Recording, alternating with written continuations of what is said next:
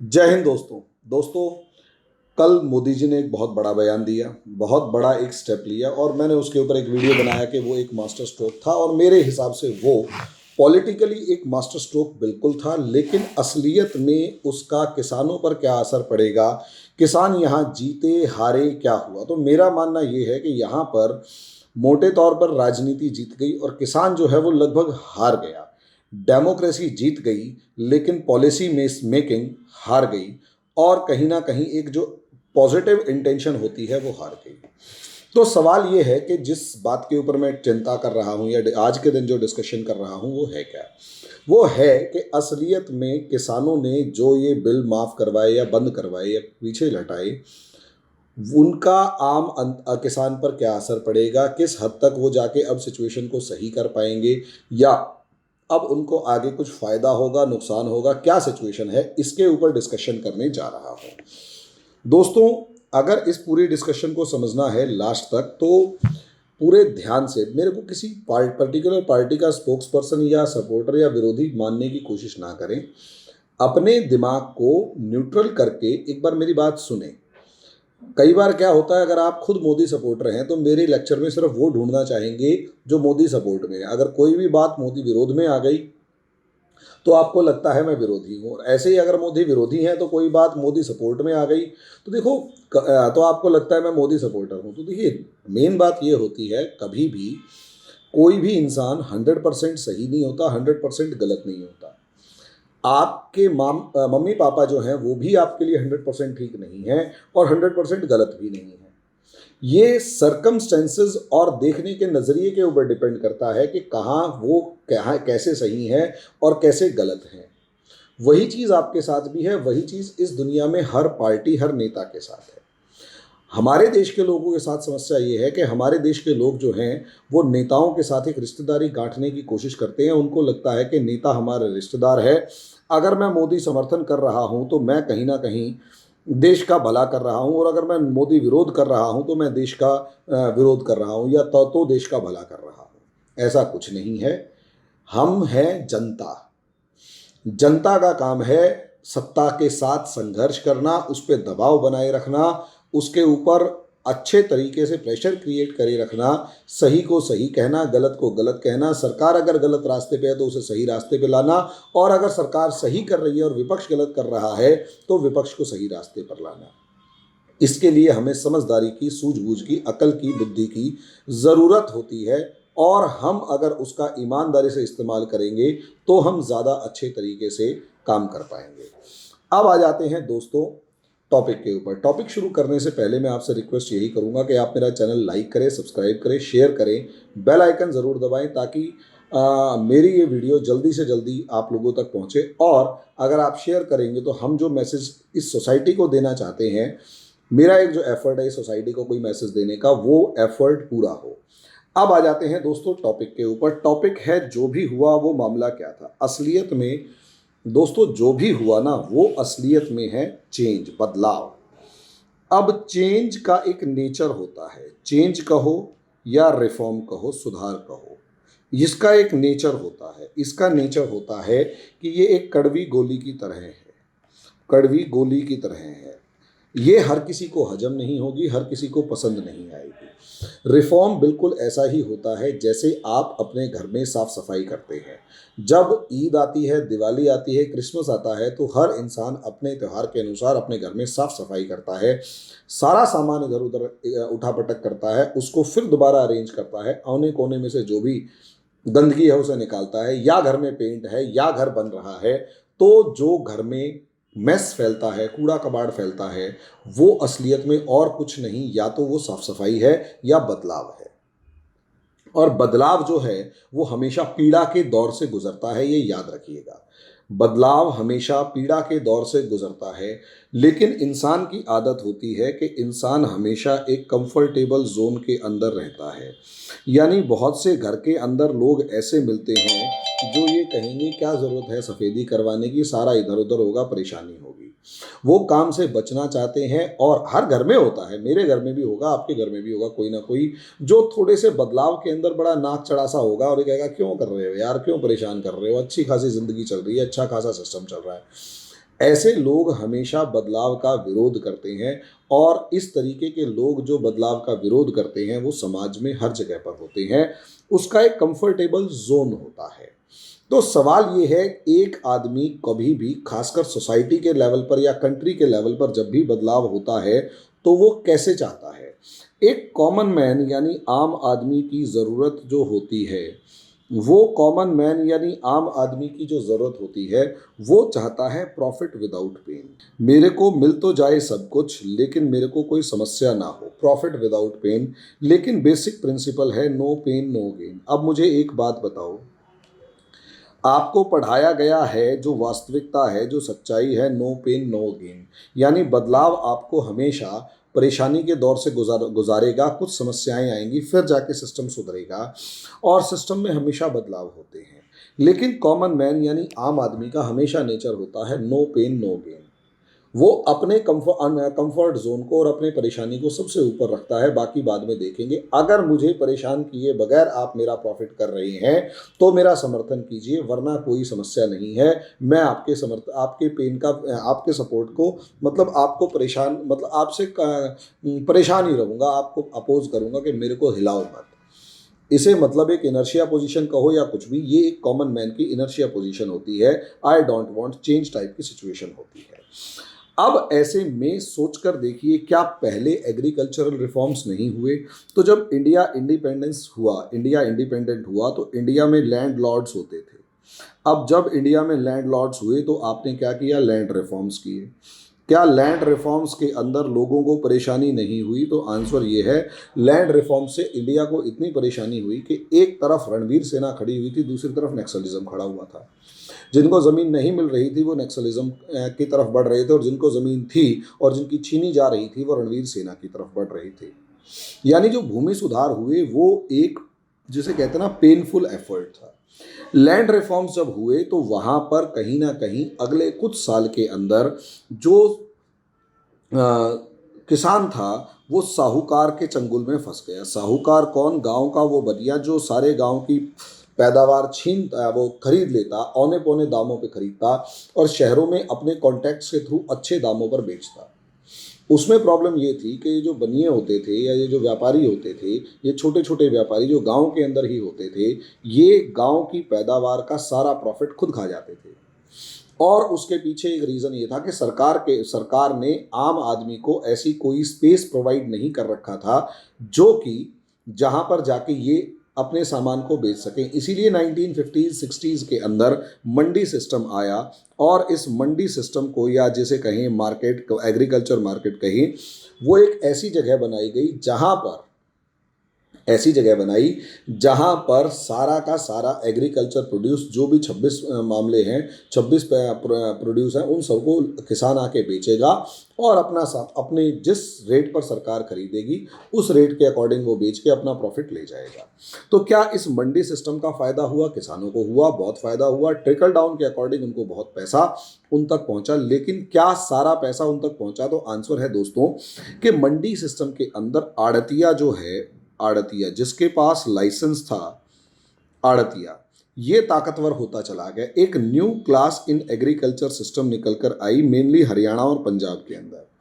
ये आड़तिया जो है ये असलियत में पॉलिटिकल अपनी अप्रोच रखता है और किसी न किसी तरीके से पुराना लैंड लॉर्ड होता है जिसके पास ज़मीनों के अभी भी बहुत बड़े बड़े टुकड़े बचे हुए हैं। इसने कैसे ना कैसे करके लाइसेंस ले लिया और लाइसेंस लेके गद्दी के ऊपर बैठ गया।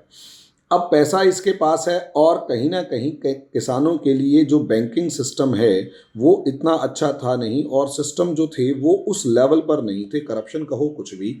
यानी किसान को जो बेनिफिट मिलना चाहिए था वो नहीं मिल पा रहा था, और उस बेनिफिट को, वो सारे का सारा बेनिफिट ये आड़तिया खाता चला गया। नतीजा ये हुआ, इसने अपनी लैंड परचेज का जो लैंड साइज है उसे और बढ़ाया, लगातार बढ़ाया, और जो स्मॉल फार्मर्स थे उनको एंगल्फ कर गया। स्मॉल फार्मर्स एंगल्फ्ड, इनको हजम कर गया ये। छोटे छोटे जो किसान थे उन सारे छोटे छोटे किसानों को ये हजम कर गए। सारे नहीं तो ज़्यादातर किसानों को हजम कर गए। अब या तो ये किसान जो हैं इनके बंधुआ मजदूर हैं, क्योंकि आज के दिन पंजाब में सबसे ज़्यादा बंधुआ मजदूरी है, ये समझ लीजिएगा। पंजाब के अंदर हालात ये हैं कि एक बड़ी पॉपुलेशन ऐसी है जो कुछ हज़ार रुपये या कुछ लाख रुपए के लिए पूरा का पूरा परिवार गांव के जो लैंडलॉर्ड्स हैं, जो बड़े दबंग कम्युनिटीज़ हैं, उनके यहाँ मजदूरी कर रहा है। जो पंजाब अच्छा दिखाई दे रहा है उसका वो सिख किसान दिखाई दे रहा है जिसके पास पैसा है। वो सिख किसान हमारी नज़रों से दूर हो जाता है या दिखाई नहीं देता, जो बंधुआ मजदूर है, गरीब है, परेशान है। अब ऐसी सिचुएशन के अंदर ये जो लैंड साइज बढ़ा, असलियत में ये आड़तियों ने इस लैंड साइज को बढ़ाया। आड़तिये इसके प्रॉपर्टी को खरीद रहे हैं। आड़तिये बाकी मिडिल किसान है उसको पैसा दे रहे हैं, मिडिल फार्मर जो है उसको पैसा दे रहे हैं और अपनी प्रॉपर्टी उसको अपने पास बंधक बना रहे हैं।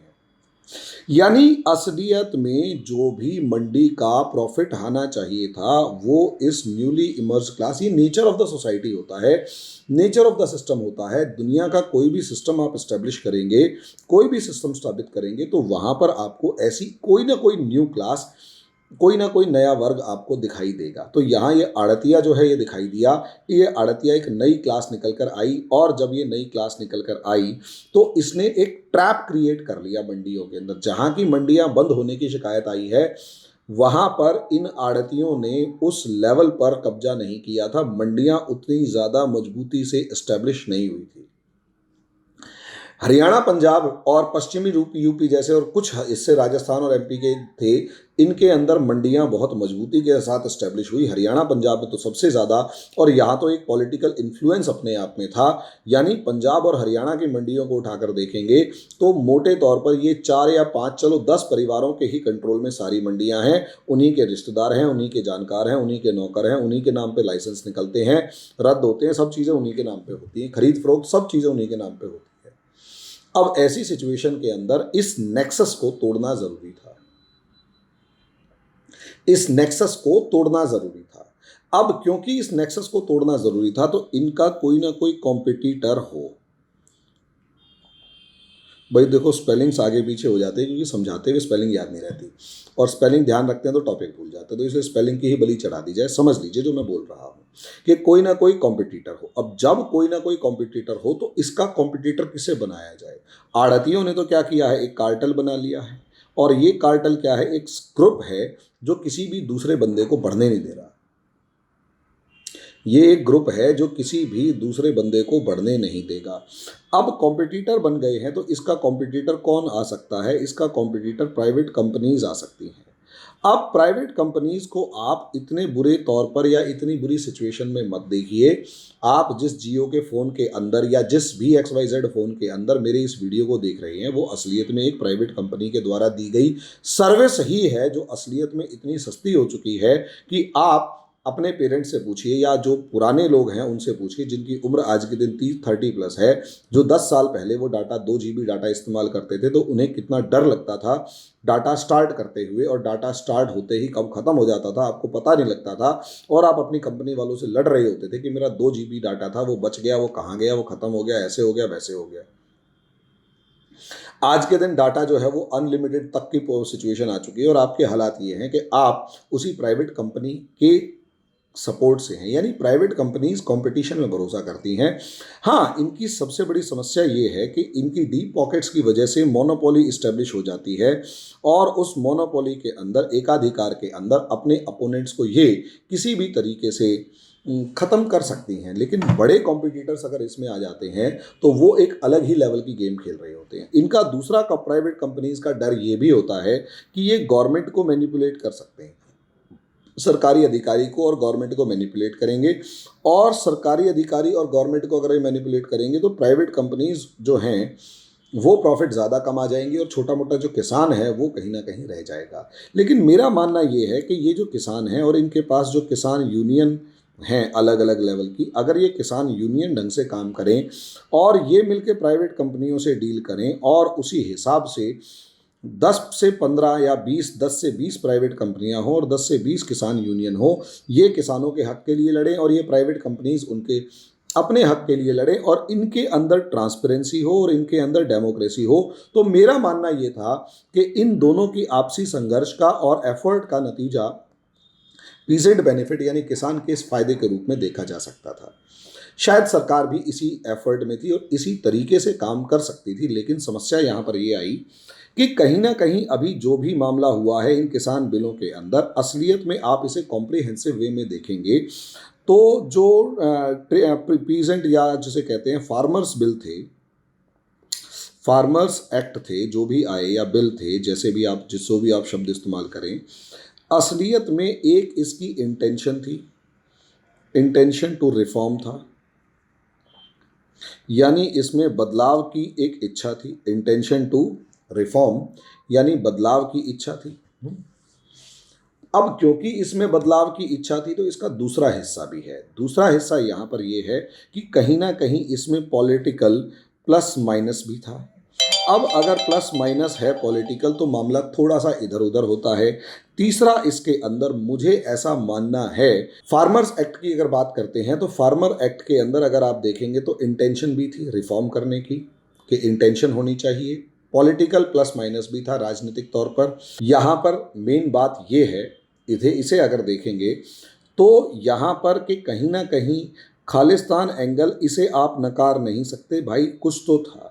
और ऐसे में जब कोई बड़ा मूवमेंट चल रहा हो तो ऐसी सिचुएशन में जो इंटरनेशनल पावर्स हैं, इंटरनेशनल जो लेवल की जो फोरम्स हैं, इंटरनेशनल फोरम्स हैं जो आपको अपने अकॉर्डिंग मैनिपुलेट करना चाहती हैं, वो भी आते हुए देर नहीं लगाएंगी। और कहीं ना कहीं इसके अंदर फोर्थ जनरेशन वॉर का जो मामला है वो भी कहीं ना कहीं इसमें जुड़ जाता है।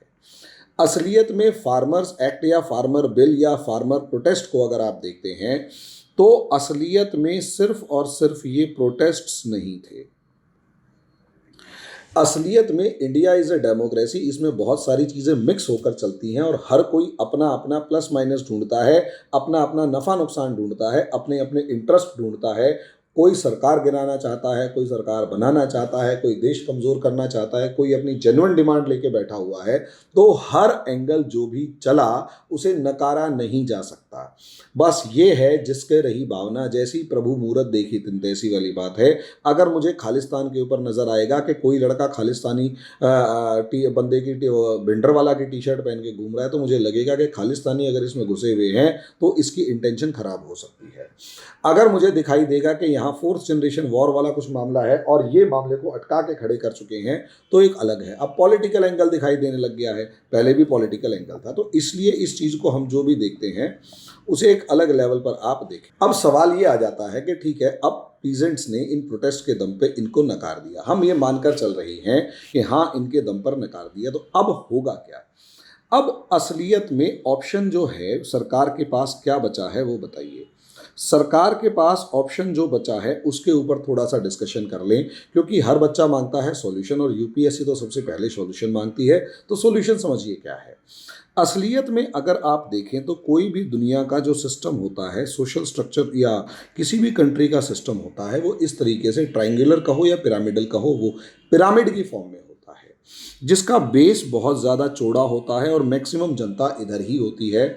और टॉप मोस्ट पोजीशन पर या तो सरकार होती है, गवर्नमेंट या पॉलिटिकल पार्टीज है जो भी, और दूसरा होता है कैपिटलिस्ट क्लास जिसके पास पैसा है। और भी भगवान को मानने वाले या जो भी है मैनिपुलेट करने वाले या सिस्टम को चलाने वाले, मैं उनकी तरफ नहीं जा रहा। मैं आपको ये कहूँ कि अगर 7th पे कमीशन जैसे आया और उस 7th पे कमीशन के अंदर लोगों को लगभग 10 से 15% सैलरी का हाइक मिला या कुछ भी मिला, तो कैपिटलिस्ट क्लास जो है वो बड़ी खुश हुई और वो ये कहती है, कैपिटलिस्ट क्लास जो खुश हुई और वो ये कहती है कि भैया 7th पे कमीशन जो है वो बहुत ज़्यादा बूस्ट करेगा इकोनॉमी को। मुझे एक बात बताइए कि अगर 4% लोगों को बिल, तो 4% लोगों को फ़ायदा देने का फ़ायदा होगा 4% लोगों को अगर बेनिफिट दिया जाता है तो उससे कितना प्रॉफिट होगा, और इकोनॉमी अगर बूस्ट करती है तो सोच कर देखिए, ए 70% या 55% जो पॉपुलेशन है जो इस टाइम खेती बाड़ी से जुड़ी हुई है, अगर उसको हम प्रॉफिट पहुंचा देते हैं तो कितना फ़ायदा होगा। ऐसा नहीं है इसका एग्जाम्पल नहीं देखा गया, इसका एग्जाम्पल देखा गया एमजी नरेगा के फॉर्म में। अब एमजी नरेगा की फॉर्म में जब आपने फ़ायदा देखा तो अब महात्मा गांधी नरेगा की फॉर्म में कि असलियत में इस सेक्टर के अंदर हर साल 40,000 करोड़ रुपए के आसपास इन्वेस्ट किया गया। जब 40,000 करोड़ 30 से 40,000 करोड़ रुपए के आसपास जब इन्वेस्ट किया गया दोस्तों, तो असलियत में जो इकोनॉमी होती है वो पानी की तरह चलती है। पानी अगर कपड़ा सूती कपड़ा है तो वाटर की एक बिहेवियर होता है कैपिलैरिटी। कैपिलैरिटी का मतलब ये होता है कि जो पानी जो है उसको ऊपर चढ़ने की आदत होती है और कपड़े के टॉप मोस्ट पोजीशन तक वो पहुंच जाएगा। आप एक धागा लटकाइए, जैसे सूती कपड़ा कोई भी लटकाइए, पानी अपने आप ऊपर चढ़ता जाएगा और गीला करता जाएगा, नीचे का पानी अपने आप ऊपर पहुंचता जाएगा, जैसे पौधों में पानी चढ़ता है। तो यही कैपिलैरिटी का जो लॉ है ये इकोनॉमी के अंदर लागू होता है, यानी पैसा जो है जो भी आप जड़ में डालेंगे वो इस लोअर क्लास या जो बेस ऑफ पिरामिड है इसके लेबर के साथ मिलकर, इसके एफर्ट्स के साथ मिलकर और ज़्यादा बड़े तरीके से आप तक पहुंचेगा।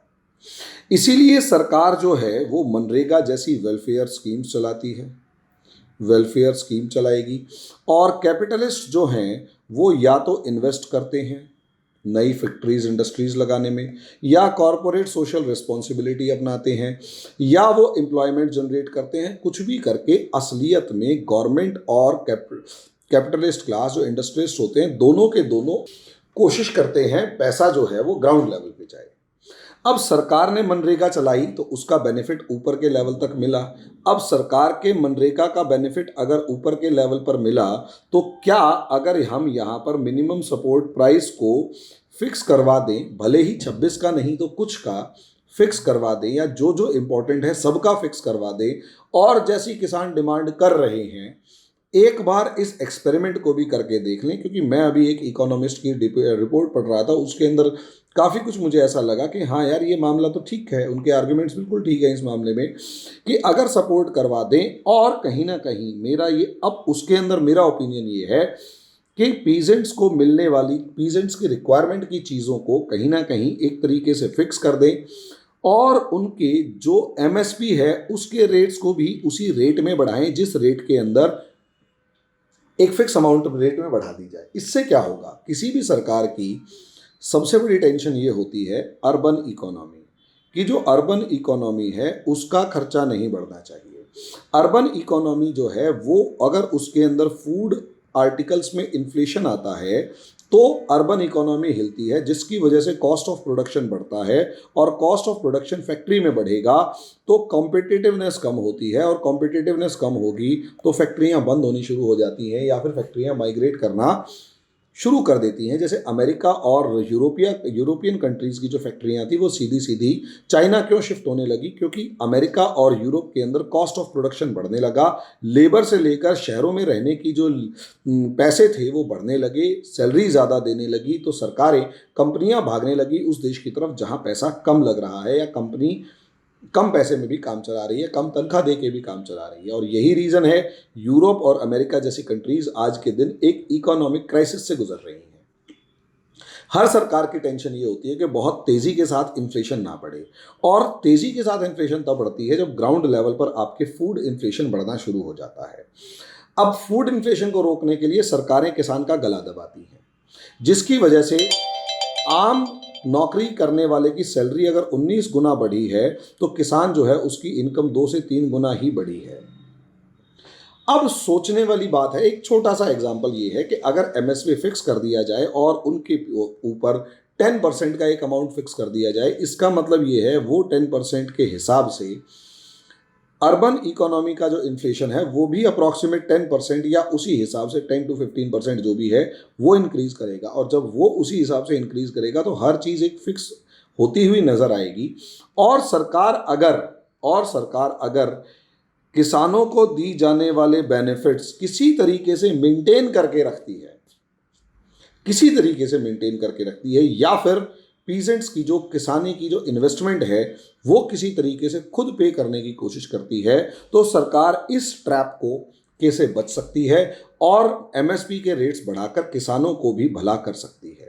लेकिन अगर एमएसपी के रेट्स फिक्स हो जाते हैं तो यहाँ आने वाला जो पैसा है वो सीधा ऊपर मूव करना शुरू करेगा, और जब ये पैसा ऊपर मूव करेगा तो आपकी इकोनॉमी की ग्रोथ हो जाएगी। ये बिल्कुल मैं इस बिहाफ पर कह रहा हूँ जिससे मैं मिस्टर इकोनॉमिक्स जिनकी मैंने रिपोर्ट पढ़ी वो बात एग्री कर रहे हैं, देवेंद्र शर्मा जी की रिपोर्ट पढ़ी थी, वो उससे एग्री कर रहा हूँ कि अगर 4% का आप भला करके बहुत सारी इकोनॉमी में बूस्ट की बात करते हैं तो 55% का अगर आप भला कर देते हैं और वो अगर खर्च करेगा, क्योंकि एक लोअर क्लास जो सबसे निचले पायदान पर होता है उसकी नेचर एक और होता है, वो पैसा रोक के नहीं रखता क्योंकि उसके पास इतना पैसा बचता ही नहीं है कि वो रुके, उसकी डेली नीड्स में ख़त्म हो जाता है, और वो जो डेली नीड्स में ख़त्म होता है वो डिमांड क्रिएट करता है, और जितनी ज़्यादा खाने पीने की चीज़ों के अलावा डिमांड होगी उतनी ज़्यादा आपकी कैपिटलिस्ट इकोनॉमी इंडस्ट्रीज़ बढ़ेंगी। तो दोस्तों, अगर एमएसपी को फिक्स कर दिया जाए और किसान के हित में सरकार एक स्टेप ले ले तो पॉसिबली ऐसा हो सकता है कि किसान भी खुश और सरकार भी खुश, और सिस्टम और इकोनॉमी जो है उसके अंदर अगर ग्राउंड पे जैसे पौधे को जल दे दिया जाए, वैसे इकोनॉमी के अंदर अगर पैसा ऐसा इन्वेस्ट होना शुरू हो जाए तो साइकिल इकोनॉमी की बढ़ती चली जाएगी, उसके अंदर कोई समस्या नहीं आएगी। तो आगे आने वाले समय में सरकार क्या डिमांड लेती है, क्या चैलेंज क्रिएट करती है या क्या सिस्टम होगा, वो वक्त बताएगा। लेकिन मेरा आपके लिए एक है, और एमएसपी को अगर इस लेवल पर सपोर्ट कर दिया जाए तो मेरा अपना मानना ये है कि काफ़ी अच्छे हद तक हम इसको आगे बढ़ा सकते हैं। वो क्या होगा उसके ऊपर हम समय के हिसाब से बताएंगे। अभी के लिए इतना ही, धन्यवाद।